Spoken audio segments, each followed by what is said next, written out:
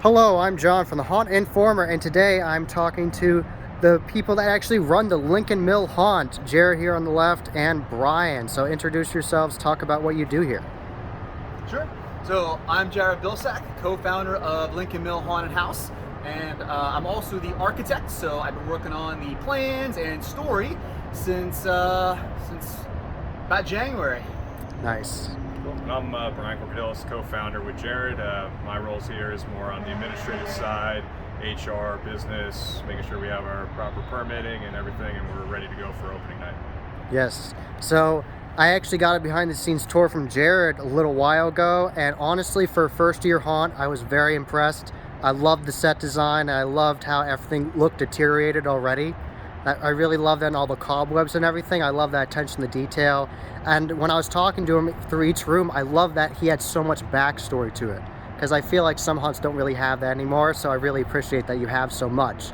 And he also talked about Scared of My Shadow art, and I wanted to ask you about, without ruining it, of course, what's your favorite designs he's built for you this year for the costumes? Sure. So our story is really all about this hidden chamber, some connections to the old textile mill industry. Back in the factory days, I mean, everyone was just kind of cogs in a wheel. They were kind of told what to do, and they only had to focus on that task. They couldn't really speak much. So some of the masks and costumes have references to that. It's actually kind of a pair. So there's the minders and the blinders. Okay. So there's quite a few deceased mill workers that wear these minders masks. So that pretty much, it's a giant smile, doesn't allow the workers to speak. Yeah. And then the blinders are pretty much block your vision. You can only kind of look straight ahead. Oh, okay. So both those costumes masks are kind of subtle references to the old factory world, where you had to focus on the task at hand, and that was your work. That's what you did day in and day out. Yeah. So there's plenty of great costumes to comment on, but I think those two have a much deeper meaning than what first meets the eyes. Yes. You have anything to add to that, Brian? Look, I mean, Jared is much more in depth and well versed in the haunt industry than I am. For me, it's more. I really enjoy this. I'm becoming more and more passionate each and every day, which is exciting for me. But I've never gone through a whole costuming or set design, in my life before, and just to have the team and seeing it finally come to fruition, they look really, really cool. Nice. So, talking about that backstory, tell everybody how you actually created Victor Kane and where you actually got the mask from, because I know you work with CFX. Sure. Yes, we did work with CFX on the custom Victor Kane mask. So Victor Kane is a ghost. Victor Kane is the mill owner from the 1930s, who the story ultimately revolves around. So Victor is the one that ultimately turned to the dark side and started abducting, tormenting, and experimenting on his workers. Yes. So when we were first starting to develop the story, we needed an iconic villain. All great stories have an iconic villain. Yes. Of course, with the textile mill, it was the mill. It's the mill owner. So we pull from a bunch of different references from several great movies, a combination of Harry Potter, Star Wars, but he really just kind of molded in this unique character. And what was important when working with CFX is that this is a ghostly character. Yes. So we kind of went through their whole collection, and we had to get the skin tone just right. Had to get all the detail between the eyes, the nose, to really fit that image of him that we had in our head. Yes. So he is very creepy in all the teasers. And also Lester's very creepy. Talking about one of those masks with the teeth on it, that's very creepy. So I think he'll freak people out for sure.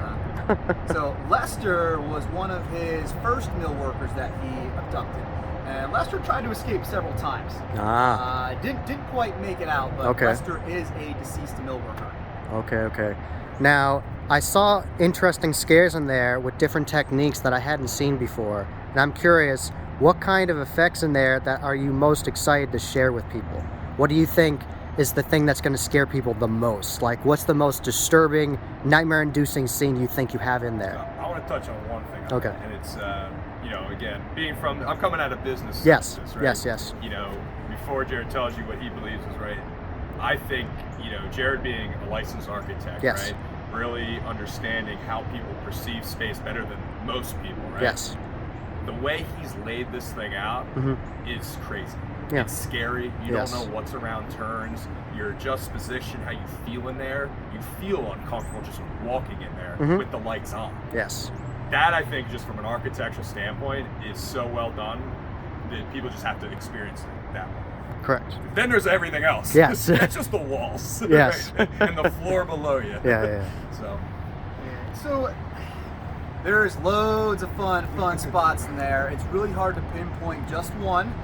To Brian's point, which that's pretty much what I was going to cover as well. I mean, the spaces. I mean, it's really like the rooms, the transitions. I mean, we are disorienting you left and right, non-stop.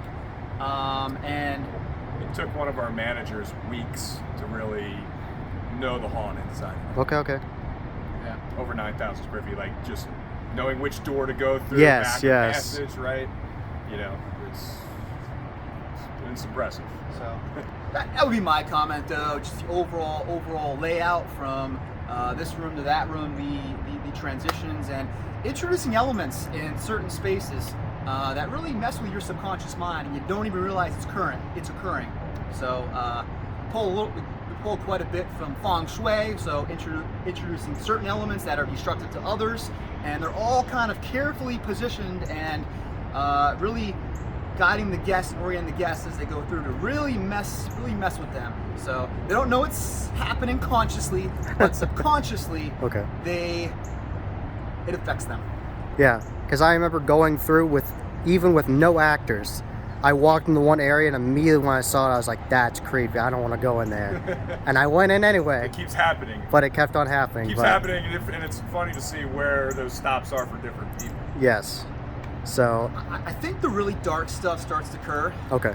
Probably a little bit in the hidden chamber. I'm not gonna come out flat out and say it. We want to keep that a surprise. Yes. But seeing the things that Victor did to some of his mill workers, and it definitely tells a transition as you progress through the story.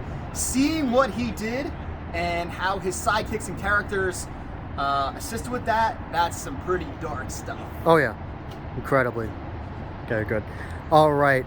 So, definitely, what are your final thoughts for other people? What do you think for this year? What do you think? You want to tell everybody this year? Look, I hope people, when they're walking through, remember we're a first year. Yes. I think that's the one thing, that I hope, Jared and I did a lot of research. We visited a lot of haunt analysis. We feel that for a first year haunt, we're not going to be perfect. We know that. Yeah. But I think, knowing that it's going to get better and better each day that we're open is something for people to remember. And I know we're going to put on a show. Yes. It's just, how people are going to take it. And that's exactly. We're going to, we've been doing a lot of testing. It's, we're not just opening night. And no, I've heard you've done dry runs and everything. I mean, we're taking all feedback, all criticism, all of it, and changing and making tweaks up until opening. Yes. So. I'm pretty ecstatic about our team, though. I mean, as we've been jumping into the dress rehearsals, I mean, we've got a lot of cast members that have experience doing this. I mean, I would probably say a good majority of our cast I'd say about 75%, 80 have done this before. That's good. So That's we good. We were a little shocked on the level of acting that we saw the past few mock run-throughs and test runs. And they're positioned just right, just specific. I mean, based upon their unique character, their attributes. It took some time to really cast them out in the right spots, but we really feel like we feel really good about that for year one. I mean, an entirely new team, not knowing anyone. Yeah. And really developing an elaborate audition process, so to save us time later on, we knew we can find out what their attributes are. One of the things that we've heard horror stories that from other haunt owners and other managers at these haunts that you got to hire so many people because you're going to experience drop off. People aren't going to show up, and I think Jared's process, and with my background in supporting Jared from business side, I hire people in my other businesses, right? This is not a first time where we're hiring 60 people. This process that people went through, and every single audition or safety training that we went through with our staff, everybody either showed up or they said, hey, I can't make it well in advance, not even the day of, right? And they showed up to the next one or vice versa, right? And that to me is testament that the culture and team we're building here is second to none. We want to show a different presence. I believe building the right culture and team, we're not going to have that shave and drop off, and treating people right. Okay. You know, that's what we're focusing on building here. That's good. And this is one of the first things that we really focused on back when we first moved forward with this idea. I mean, we developed a strong mission. I mean, our mission is to excite, shock, and entertain our audiences through the power of immersive storytelling. Yes. So that story, that trickles through all the characters through here, it trickles through the environment, and that was one of the most interesting things for me, right? Because Jared's been to haunted house, almost every haunted house, it feels like, every time he talks to me. But like, when I walked haunted house, not to say it was bad, but you know, you go from an Aztec room to a zombie room to a very fiery, different, like, it was all very well themed in each room. What I didn't see was what kind of Jared built here, where the entire haunt is a story. Okay. And you are part of that story kind of going through it, and that's what's crazy to me. All the other haunts we saw really, in my opinion, didn't have that level of detail. They just thought from, why is this place here? What is that for? How does that relate to the overall story? That's kind of what Jared's mastermind here. I think that's one of the coolest things I think we have going for us, to be honest with you. That's really cool. I mean, we're all enamored by stories. I mean, we all love a good story, a good movie. And to be able to tell that through a physical environment, I mean, Disney World successfully does it. Universal Studios successfully does it. I mean, through the ride, through attractions, and to tell the hero's journey from that ordinary world through crossing the threshold, really trying to do that here and introduce characters that you learn about ahead of time via social media and in our queue line. I mean, in our queue line, we have a giant projection screen that we're displaying the story narrative. Pre-show. It's the pre-show. You're seeing characters pop up on screen, and all these characters have names.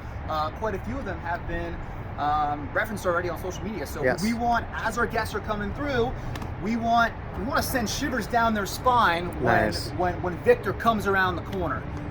They start to learn about these characters. So we feel like there's just a really neat story element that's really going to resonate with people. Well, I'm very happy about that. Very excited to see the haunt tomorrow. And could you clarify what the food trucks are going to be like? Just because some people aren't like, what's going to happen? Because I know you have the street right here with all the restaurants. So but look, the one thing I will say, you know, we've had amazing, overwhelming support from the other businesses. You know, the one thing we have going for us is we are on the main corridor here in Philadelphia where there's other bars, restaurants, nightlife, things to do. We have the overall support of Manayunk Development Corp, which is actually providing a trolley. It's called the Tricker Trolley. Okay. That it's free. You have access to it. Okay. Hop on, hop off, all up and down Main Street. Okay. On site though, for night of, we're gonna have a couple beverage vendors. So we have New Ridge Brewing who will be here. We have Fat Lady Brewing who will be here. We have Winnie's, who has all finger foods. Deke's Barbecue will be here. Okay. Some of the best barbecue, in my opinion, in the city. Okay. So they'll be here night of on Thursdays and Fridays.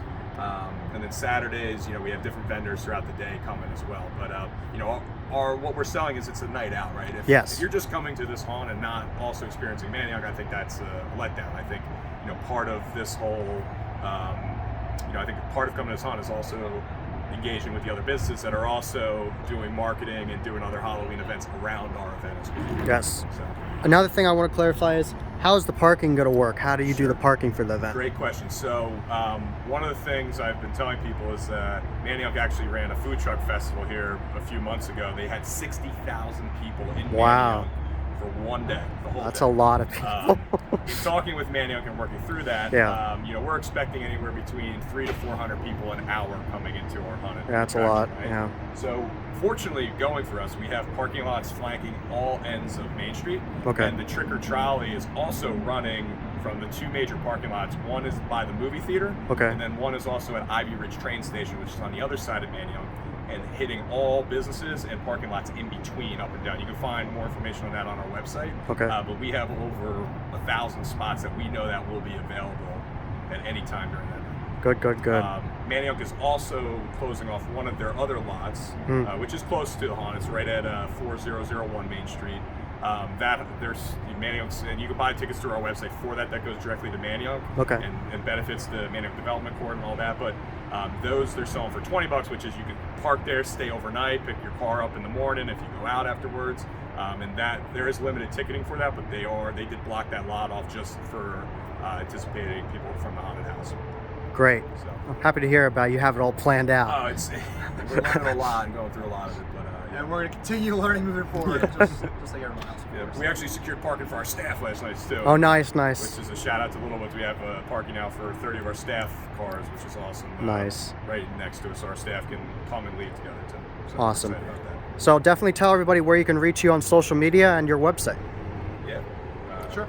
Website, LincolnMillHaunt.com. We're on Instagram, Facebook, TikTok, and we're constantly telling the story. We're constantly releasing promo content to introduce you to the characters and the some of what's going on in the Hidden Chamber. Awesome. Thank you, guys.